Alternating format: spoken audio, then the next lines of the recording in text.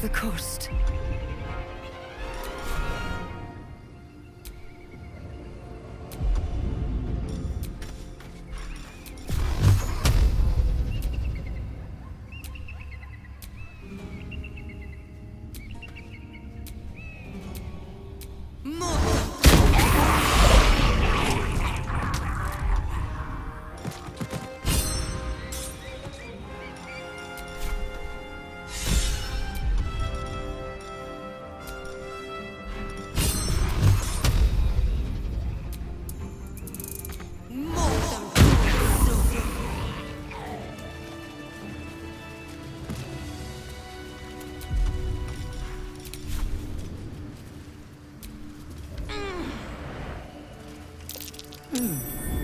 What's that?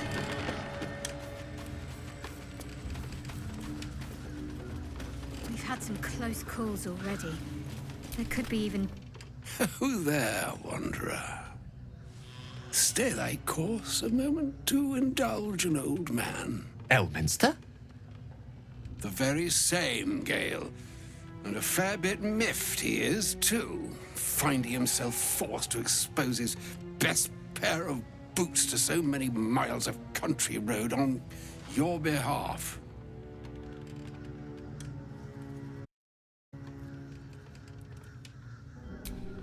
Meet Elminster Ormar.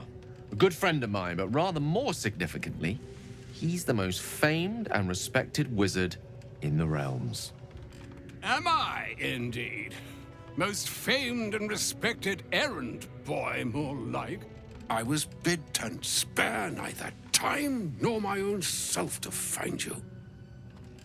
She sent me, Gale. You know of whom I speak. But why? Out with it, Elminster.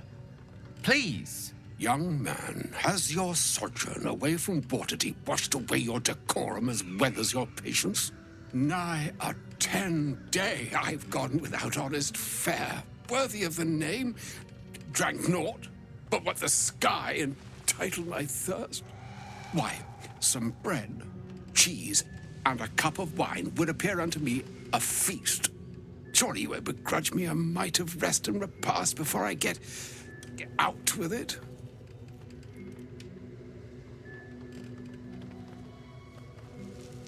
Oh, for the love of... Well, this way then? To your camp. Oh, don't dawdle now, lad. You're the one who's in such a frightful hurry. Oh, nigh on 13 centuries old and he still thinks with his stomach. We'd best follow and see if he's more disposed to speak plainly once it's stopped its grumbling.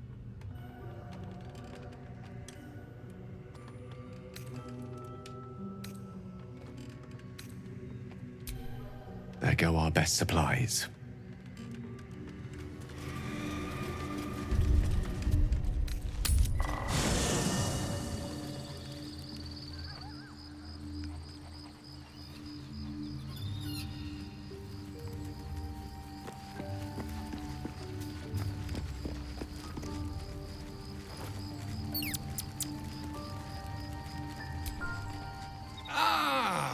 There you are. Now, I hope you don't mind my having ingratiated myself into the most palatable graces of your provisions. You find me quite sated indeed.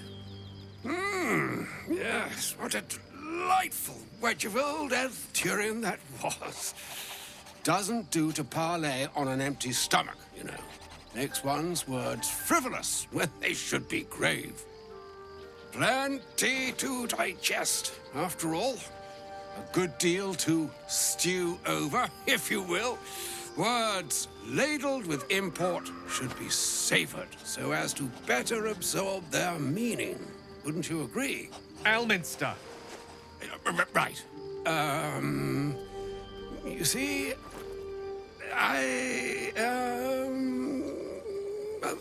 that is to say... Gale, my boy, I've come to address a most pressing matter. I'll speak as plainly as I can, forswearing the accustomed frills that decorate my speech. I'm here on behalf of Mistra. The message and the charge I bring you are hers.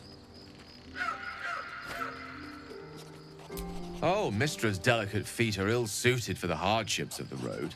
You know where you went wrong, Gale. No, we needn't dwell on that here and now. But even so, you're to be given a chance of redemption. Mistra would consider forgiveness. She would consider what she considers to be forgiveness. Mistra is aware of the misadventures that have befallen you both. She knows of your strife with the Absolute, that most insidious of evils.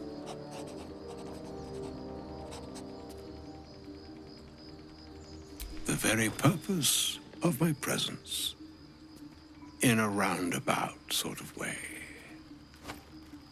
You must know that the Absolute is more dangerous than you can possibly conceive. It threatens all who live, even those who are undying. It threatens the gods, the weave, the very fabric of the universe itself. That is why I have come here to charge you, Gale, with its destruction. It is Mistra's belief that only you can. The orb. Precisely. Mistra has granted me the power to stop the clock, as it were, on the orb's rush to overpower you. Instead, you will be able to unleash its lethal combustion at will. Interesting.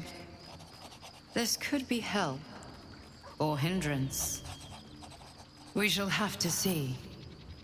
You must find the heart of the Absolute, whatever that may be, and use yourself as the catalyst that will burn it from this world.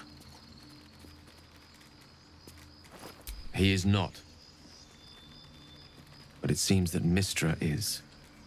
It brings me no pleasure saying this, my friend, but such is Mistra's will.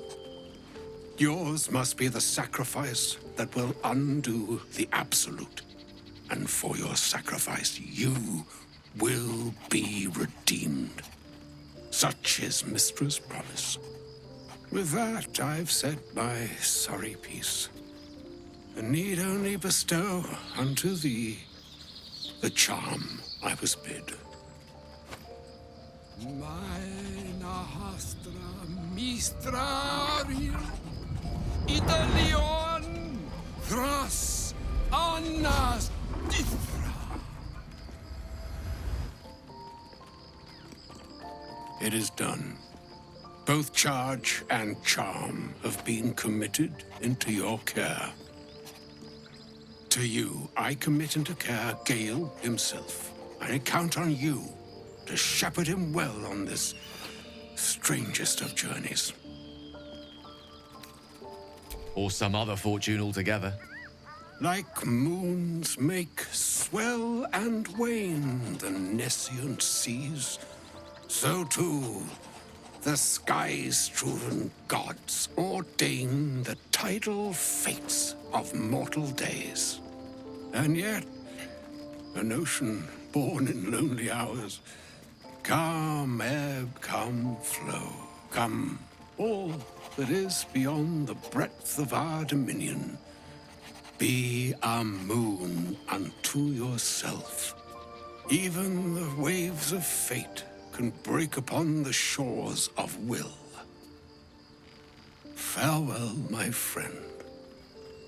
Farewell, Elminster. I'm glad she chose you. An audience with Elminster is never less than memorable. I'd have hoped to introduce you to him in less dire circumstances. But those are hard to come by these days.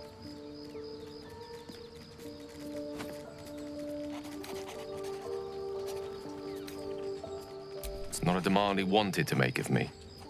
As Mistress Chosen, he had no choice but to deliver her message, however much it pained him to do so. For Mistra to have sent him, the severity of her bidding could not be clearer, or weigh more heavily on me. Time seems so infinite when you're young. A month is an age. A year is a lifetime. It is a strange feeling to realize how little of it one might have left. Of course, we offer the clearest solution to our problem. All I have to do is find the right place and time, close my eyes, and let go. Then the slate will be clean. Wrongs will be righted, the absolute will be gone, and I along with it. I've no doubt she has the power to do so, but as for the permission, Ao would not look kindly on her meddling in mortal affairs. Divine intervention has a tendency to make things worse, not better. As for Elminster, he's saved the realms more times than legend can recount. But to take on a god is no easy feat, even for him. My orb is the best chance we have, and only I can wield it.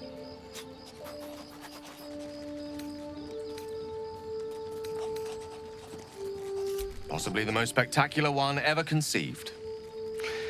But essentially, yes, I'm living on borrowed time in more ways than one. Perhaps this is how it must be. That remains ahead of us for now. The heart of the Absolute must be discovered before I can stop its beating. Let's save such certainty for the moment such a decision is upon us. You may feel differently once we know what we're truly up against.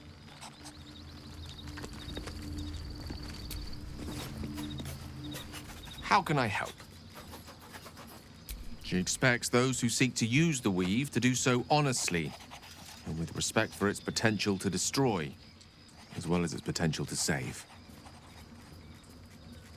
I doubt she's asked many of her followers to blow themselves up. That's a fate she's bequeathed exclusively to me. She wouldn't ask such a thing if it weren't our only means of survival. However much she's annoyed at me. Oh, you know me, ever the optimist. I'm trying to focus on the positives. Truth is, I was living on borrowed time already. Consuming those items would only have kept the orb sated for so long.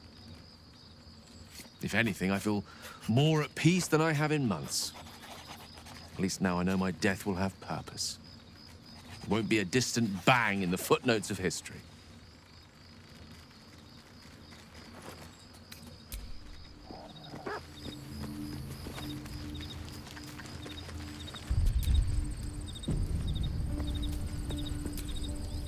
A shame my first brush with the famed Elminster couldn't be a tad more optimistic.